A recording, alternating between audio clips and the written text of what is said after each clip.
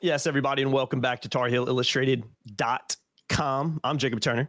He's Andrew Jones. And AJ, we are here for another edition of the THI podcast, and a special edition of the THI podcast. As we're here to discuss the commitment of Henri Veesaar, transfer from Arizona, comes to North Carolina with 2 seasons of eligibility remaining after spending 3 years at Arizona, where he redshirted 1 season.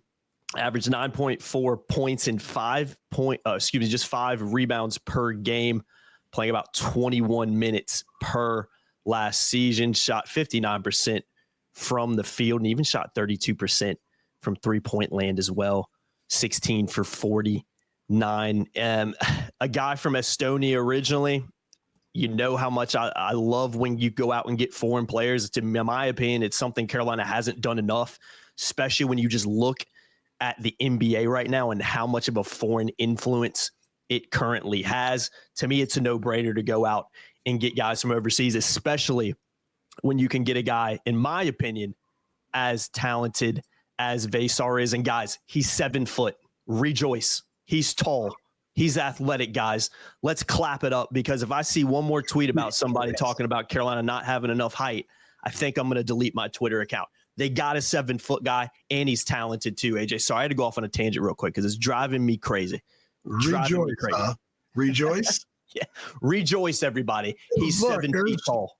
There's no doubt that Hubert has been looking to get guys bigger than what he had at the positions. I think with Henri Veesaar, I spent a lot of time watching film of these different guys, and Veesaar was the one I enjoyed the most, just from a purely entertainment standpoint, but also this guy is dripping with potential to be so much better. He is an NBA prospect, and he only played 21 minutes a game at Arizona this past year. But let's remember, Arizona played a lot of guys. Arizona had a lot of players, and not everybody is on the same path in getting to the NBA and sustaining themselves in the NBA. Henri Veesaar's path has taken him through college for 3 years with 1 season as a redshirt, and we've seen a discernible uptick in his performance. But the thing that intrigues me about him most is that when he entered the portal, it was basically Carolina or returning to Arizona. Arizona did everything in its power to bring him back, including telling him, you're first team all Big 12 next year. You're a potential Big 12 player of the year. You're a first-round pick waiting to happen. And they meant that. Tommy Lloyd knows what that stuff looks like. And he understands what a big like Veesaar can do for a team when he can run rim to rim.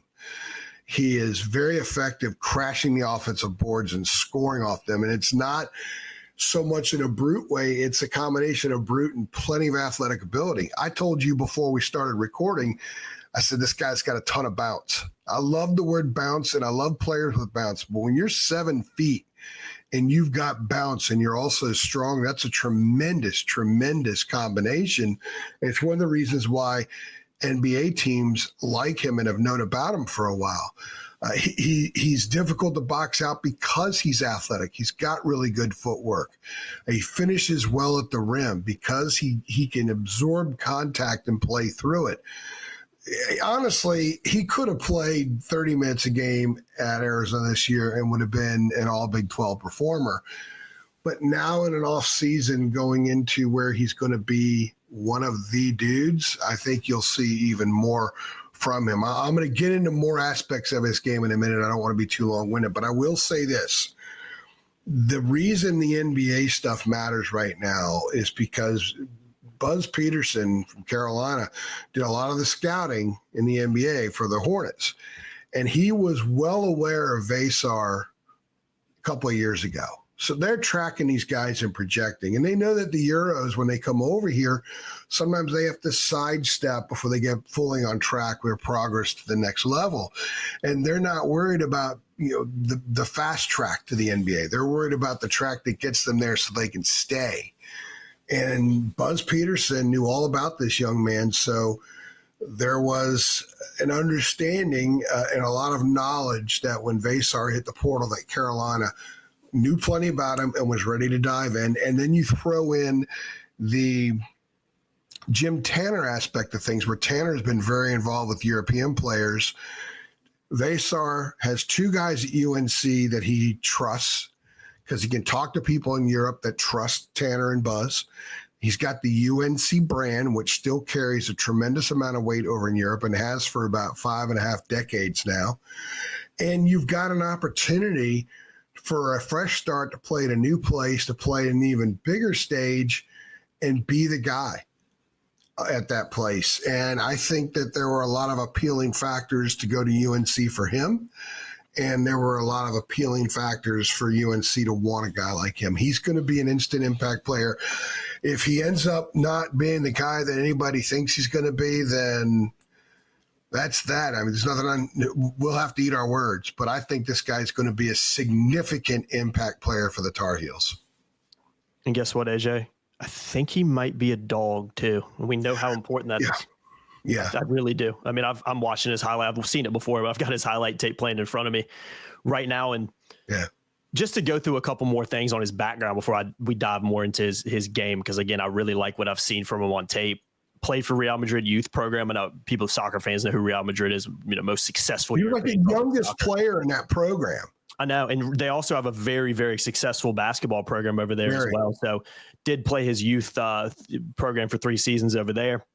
Also participated with Estonia's senior national team in 2021. He's the youngest ever Estonian player to ever see action in a FIBA qualifier. So that goes in there. Played with grown men. I think you can kind of see that when you watch his game a little bit. He definitely, like I says, had a little bit of that dog in him for sure. Also played in the FIBA U18 European Challengers event back in 2021, averaging 16.2 points, 11.6 rebounds, 3.8 blocks, and 2.86 assists. So shows, how good he is, especially against his peers in Europe in particular. But AJ, just watching his film too, the first 2 clips, we have it in the article, we have what I'll try to link below. The first 2 clips, my mind immediately goes to Duke and Malawash.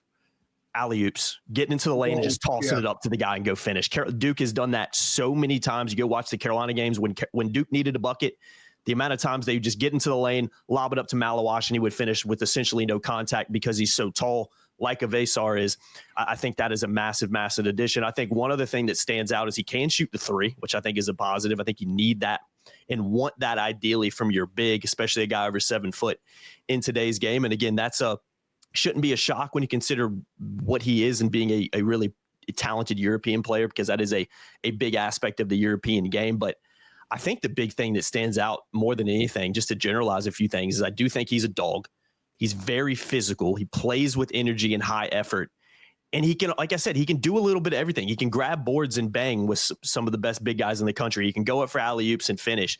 He can, run the floor relatively well. He can step out and shoot threes. But I really love his aggressiveness and what he brings on the end of the court. But I think it's not just he's aggressive and physical and there's not a lot of talent to match it.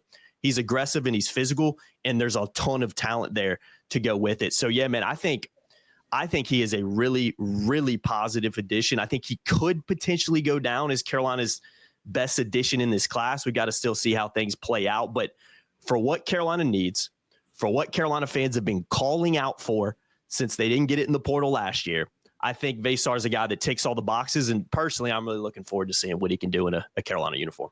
An area of this year's team that I articulated often in the deep dives after games and often in previews, the 5 keys to a game, was this club was not nearly as effective and efficient and productive at offensive rebounding than past Carolina teams. It really struggled. This guy is a kind of player who can get you offensive rebounds and score.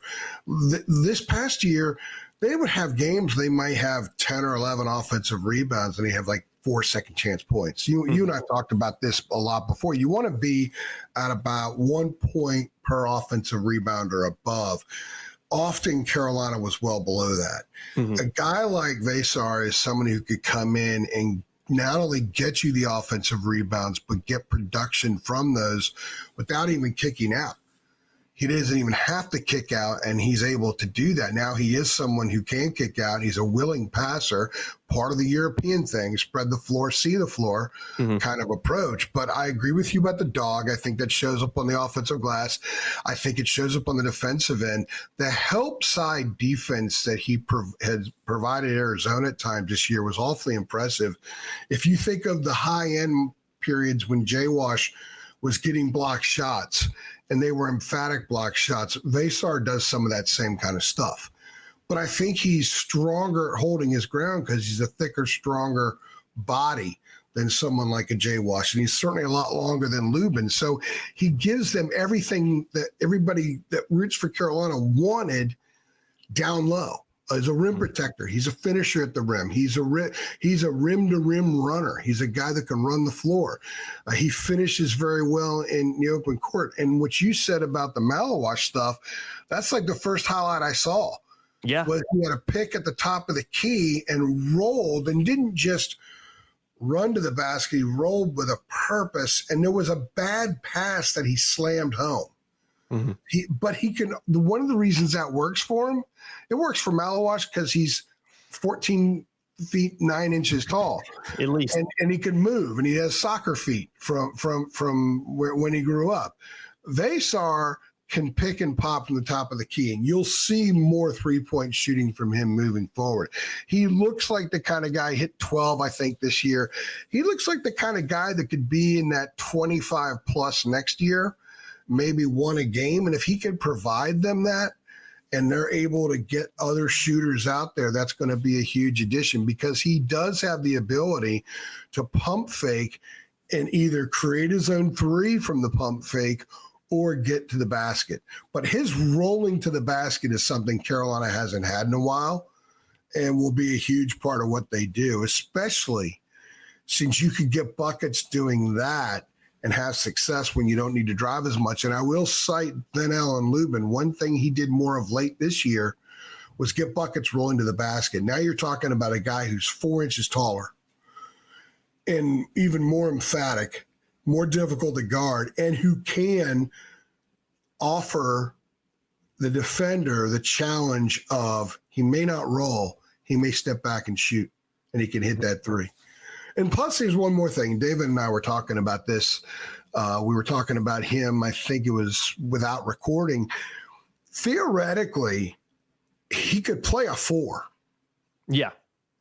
He's very comfortable in the corner, which is the standalone 4 spot for Hubert. Because he could play the baseline. He could be a long offensive rebounder because of his athletic ability and his spring ability. He can spring to the ball. So I think you can be creative with him, and you can play Veesaar and a Lubin, for example, together on the floor without really taking away from either one of them. This guy gives Hubert plenty of options, and he gives Hubert a legitimate NBA prospect 7-footer who can move. A lot of people are going to take that in a heartbeat. So kudos to Carolina for getting him, especially when Arizona made such a strong push to bring him back. And for a European player to go against the familiarity and comfort with what he already knew is a testament to him and his maturity, but also in Carolina's ability to sell him on the idea that moving to North Carolina would help his career. Yeah, and last thing I'll say, we've the mission statement from us this offseason is going to be and has been Carolina's main mission needs to get back to being an elite program again. And I think one way I know one way you do that is by upgrading your starting 5. Veesaar seems like a guy who automatically does that and slots right in. And I do agree. I think he complements Lubin well. And I like the fact that he can step out and be a threat because Jay Wash was kind of supposed to be that. I know he hit a few threes, but he just wasn't. And again, I think I'm not trying to hate on Jay Wash, but the motor and the physicality that Veesaar plays with, I don't really think you can compare that to Jay Wash because physicality was something he always struggled with. So I think this is an upgrade of your starting 5. And that is a step in the right direction to getting back to being elite because it's fine getting role players. That's great. You have to have them too, but you're never going to take that next step if you're not upgrading your starting 5. And I think Carolina did that here. Fan favorite from day one. 100%. Again, I think Carolina should dip into the European market even more. I don't know why they haven't. I know they did a lot under Dean. We're going to do a drop on this. We're going to do a drop on this. Yeah, we'll expect them to do more of it. I'll save it. And if Veesaar is successful, that's going to help more too. Yeah, just again, it makes so much sense when you look at the We're going to do a special drop on the European market. We'll talk about that today, so they'll come out within the next couple of days. Yeah, because I'm going to go on a tangent about why Carolina needs to get in the European game more, but we'll save it. We'll save it. I've been Jacob Turner. He's been Andrew Jones. Make sure you guys get involved in the comments. Let us know how you feel about the addition of Henri Veesaar. Are you excited about it? Are you skeptical about it? Do you like it? Do you not like it?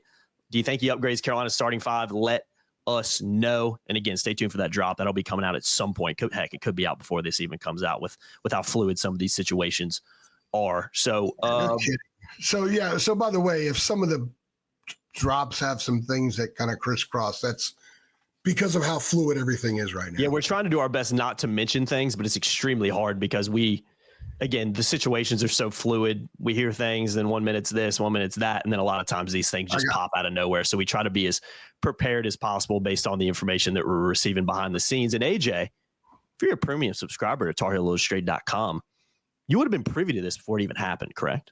I'm making that long before. David has been crushing it. We've had some outstanding updates on this stuff, and you only get access for $8.33 a month. We have been trying to give out freebies. Trying to. We're almost at 20,000 with YouTube. So if you haven't subscribed to our channel and you enter in a contest to randomly be chosen to win free THI, we handed out 3 through Facebook, and we will do more once we hit 15,000 on Facebook.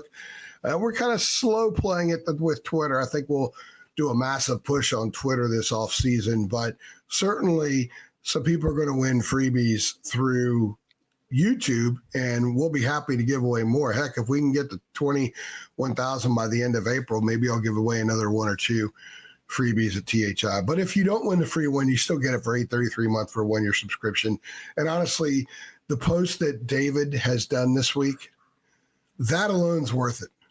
Because not to mention your Intel drops. Intel drops are very you go to these other platforms, and I'll often just tell people, look, you would know if you were on our site. And some people think it's a shameless plug, but it's true.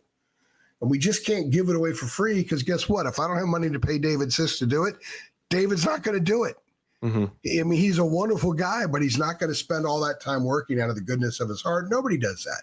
I might stop editing the videos too.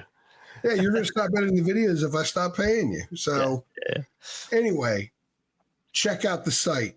You can even do a monthly right now for $10. You won't regret it. No, you definitely won't, especially this time of year. Yeah. Well said, AJ. Well said. Again, all those links in the description below. Go like and follow, and we appreciate you guys as always. See y'all next time. Thanks. Thanks.